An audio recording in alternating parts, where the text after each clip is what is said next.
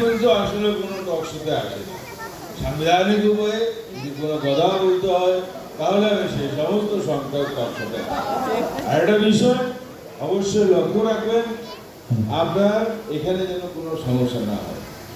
আমি কিন্তু আসলে বসেন তো, আমার অনুষ্ঠান শুরু করতে দেন। সেটাই তো, এত কথা বলে মুরব্বী মানুষ। যাই হোক, আমি শুরু করি। হ্যাঁ, যাবো। হ্যাঁ হ্যাঁ, লাইভ ক্যামেরা অ্যাকশন।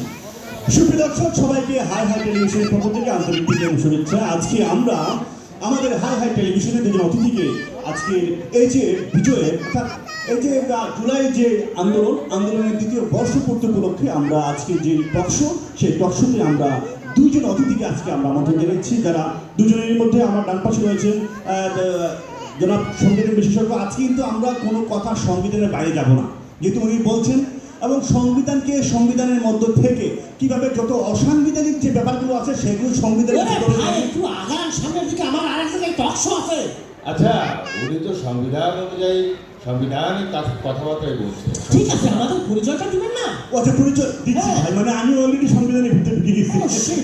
যাই হোক, আমার ডান পাশে রয়েছেন বিশিষ্ট রাজনীতিবিদ, যাকে আপনারা সবাই চেনেন, এবং বর্তমান সময়ের সংবিধানকে নিয়ে তিনি সবচেয়ে বেশি ভূমিকা রাখতেছেন, জনাব আলাউদ্দিন আহমেদ, সংবিধান বিশেষজ্ঞ।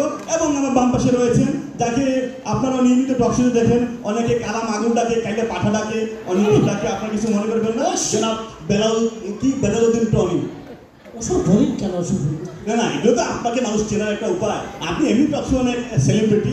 যাই হোক দর্শক, আপনারা যারা আমাদের টকশোতে ফোন দিয়ে কথা বলতে চান আমাদের অতিথির সাথে, টেলিভিশনের স্কলে যে নাম্বার দেওয়া আছে, টেলিভিশনে ভলিউমটা কমিয়ে আপনারা ফোন দিয়ে কথা বলবেন। যাই হোক, আমরা চলে যাচ্ছি আমাদের অনুষ্ঠানে। হ্যাঁ, জনাব আলাউদ্দিন আহমেদ, সংবিধানকে নিয়ে আপনার যে বর্তমান বক্তব্য, সেটা কি বলেন?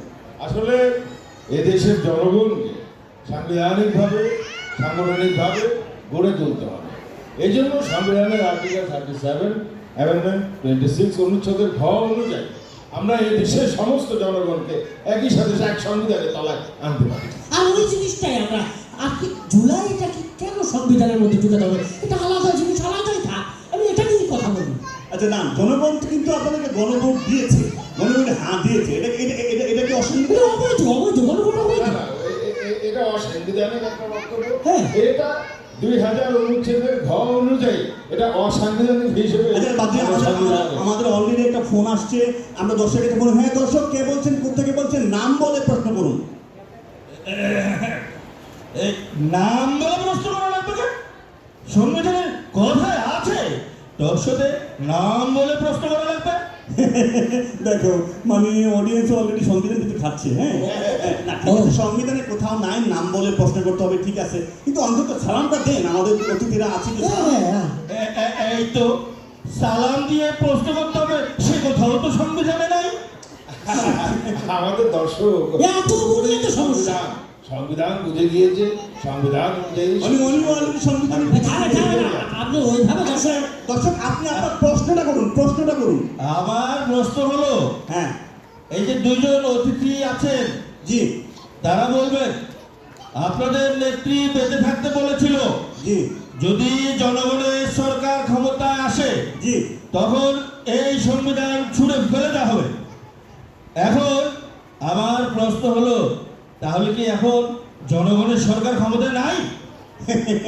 দর্শক, আমি বুঝতে পারছি যে জনাব আলাউদ্দিন আহমেদ। এটা সাংবিধানিকভাবে যদি আমি বলতে চাই, সংবিধানের 2000-এর ঘ অনুচ্ছেদ অনুযায়ী উনি তো এখন মৃত। মানে উনি বলতে কি আপনাদের নেত্রী? হ্যাঁ, আমাদের নেতৃত্ব এখন মৃত। হ্যাঁ, এটা মধ্যযুগীয় একটা পন্থা। সো সাংবিধানিক উপায়ে এর কোনো ভিত্তি নাই। সো এটা জনগণের সরকারের আমরা মেনে নিতে পারি। মানে নেত্রী নাই, এজন্য সংবিধানের যাই হোক, ওটাই যেহেতু পরলোক মনে করেছেন, সেখানে মিলাদ ছাড়া এখানে কিছু করা যাবে। যাই হোক, আমাদের আরেকটা প্রশ্ন আসছে। হ্যাঁ, দর্শক, কে বলছেন, কোথেকে বলছেন, নাম্বারের প্রশ্ন করুন। হ্যালো, জি, জি, হ্যালো, শুনতে পাচ্ছেন? জি, শুনতে পাচ্ছি। আপনার টেলিভিশনের ভলিউম কমিয়ে দিন, আমি শুনতে পাচ্ছি। জি, আমি দিনাজপুরের চিরিবন্দর থেকে বলছিলাম। ও আচ্ছা, হ্যাঁ, বলুন। আমি বলতে চাচ্ছি, আমার দুইটা দোকান আছে। আপনার দুটো দোকান আছে? হ্যাঁ, বুঝতে পারছেন, আমার দুইটা দোকান আছে। হ্যাঁ, এই দোকান আছে তো আপনি টকশোতে ঘুম দিয়েছেন কেন? আগে কথাটা শুনেন। আচ্ছা, বলেন। আমার দুইটা দোকান আছে। হ্যাঁ, এই দুই দোকানের সামনে একটা আপনার মনে হয় নেটওয়ার্ক ফল করতেছে দুই দোকানের মাঝখানে। হ্যালো হ্যালো, জি জি শুনেন, বলেন বলেন। শোনা যাচ্ছে? জি জি। জি জি, আমার দুই দোকানের মাঝখানে একটা ফাঁকা জায়গা আছে। আচ্ছা। তো এই ফাঁকা জায়গাটাতে হ্যাঁ। কিছুদিন থেকে একটা কুত্তা যাতায়াত করতেছিল। কুত্তা যাতায়াত করতেছে ফাঁকা রাস্তা তা দিয়ে। আমরা কি করবো এখানে? শোনেন শোনেন আগে, হ্যালো। আচ্ছা বলেন বলেন। হ্যাঁ, এই কুত্তা যাতায়াত করতে করতে হ্যাঁ। এই কুত্তা এখানে 5টা বাচ্চা দেয়। বাহ, কয়দিন যাতায়াত করে 5টা বাচ্চা দিয়ে ফেলেছে। আরে কুত্তা বাচ্চা দিছে তো আপনি প্রশ্ন কেন ফোন দিয়েছে? প্রশ্নটা আগে শোনেন আমার। আচ্ছা আচ্ছা বলেন বলেন। এই 5টা বাচ্চা দেওয়ার পরে হ্যাঁ। এলাকার কিছু উঠতি বয়সের পোলাপান আচ্ছা। এখন আমাকে বলে, হ্যাঁ। এই যে কুত্তার বাচ্চা এখানে বাচ্চা দিল, আচ্ছা। কুত্তা এখন এই কুত্তা কেন বাচ্চা দিছে এটার জন্য নাকি আমাকে চাঁদা দেওয়া লাগবে। আচ্ছা বলেন তো, এই কুত্তা কি আমার? তার আবার রাস্তার কুত্তা, আমাকে কেন চাঁদা দিতে হবে? আচ্ছা আমি বুঝতে পারছি, আপনি ফোনটা রাখেন জনাব টনি, আপনি বলেন। দেখুন, দোকানদার না চতুর আছে। হ্যাঁ, এখানে একটা কথা বলি, এই যে কুত্তাদেরকে আপনি কুত্তা বলে সম্বোধন করছেন, ওরা কুকুর। কুকুর বলে কি মানুষ না? না, কুকুর কিভাবে মানুষ হয়? ও, কুকুর তো মানুষ না। হ্যাঁ, কুকুর মানুষ না, ঠিক আছে, গৃহপালিত তো জন্তু। মানে মানুষের সাথে চলা মানুষের সাথে চলাফেরা করে, একসাথে চল। আচ্ছা, আপনার বাচ্চা হলে আপনি খুশিতে মানুষকে মিষ্টি খাওয়ান না? ছেলেমেয়েদেরকে ডেকে এনে 2-4-10 টাকা দেবেন না? অবশ্যই। তো এটাকে আপনি চাঁদা বলছেন কেন? ছেলেমেয়ে এসছে, কুত্তা বাচ্চা দিয়েছে, খুশি দিয়ে আপনি তাদেরকে সমঝোতার মাধ্যমে দিন। এটা চাঁদা না, সমঝোতা। আর যদি না দেন, আমাদের ছেলেমেয়ে আছে, আপনার ওখানে বেশি ওখানে চাপ দিয়ে আদায় করে নিয়ে আসেন। হ্যাঁ। প্রয়োজনে কানে কামড় দেবেন। এই যে শুনো, এই যখন চাপটা দিবে ওটা কিন্তু সাংবিধানিক উপায়, সাংবিধানিক ভাবে হতে হবে। এটা সংবিধান অনুযায়ী কানে কামড় দেওয়াটা আছে।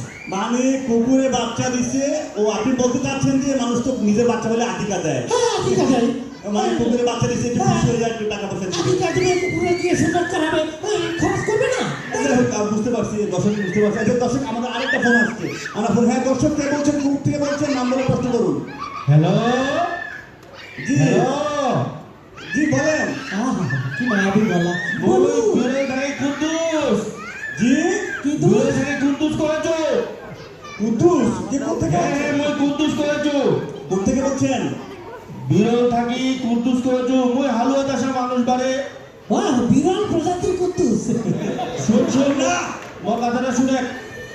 এগুলো একটা জায়গার নাম। ও, সে বলবে, তাই বলছে বিরল প্রজাতির কুত্তুস। হ্যালো, জি জি বলেন বলেন। মোর দুটো গরু আসলো বারে। গরু? 2 মাস আগে মই গরু দুটো বেচি দিছু। আপনি গরু বেচছেন তো, টকশিতে ফোন। কি করু একটু বলেন তো। গাই গরু, গাই গরু। বলদ গরু, হালের গরু। ও আচ্ছা আচ্ছা। 2 মাস আগে মই হালের গরু দুটো বেচি দিছু। আরে ভাই 2 মাস আগে আপনারা হালের গরু বেচছেন, বলো। টকশিতে কেন ফোন দিছে? আর শুনে মোর কথাটা শুনিবেন না আগে। আচ্ছা বলেন বলেন। 2 মাস আগে হালের গরুটা বেচি দিছু, এখন হাল চাষ করবে পারছো না। আহা, কি কষ্ট। মোর বহু নামের পোয়াতি। তা আমার বউয়াতে আমরা কি করবো? এবার মই মোর কথাটা শুনিবেন না। আচ্ছা বাবা, আপনার প্রশ্নটা কি, আপনার চাওয়াটা কি বলেন? মই কহছু, হ্যাঁ। ওই যে তোর দুটো যে বলদ বসি আছে, ওটা দুটো পাঠাই দিতে, তো মই হাল চাষ করে নিতে পারে। আমার দুই পাশে দুটা বলদ মনে হলো আপনার কাছে। আস্তাগফিরুল্লাহ। আপনি জানেন না কারা?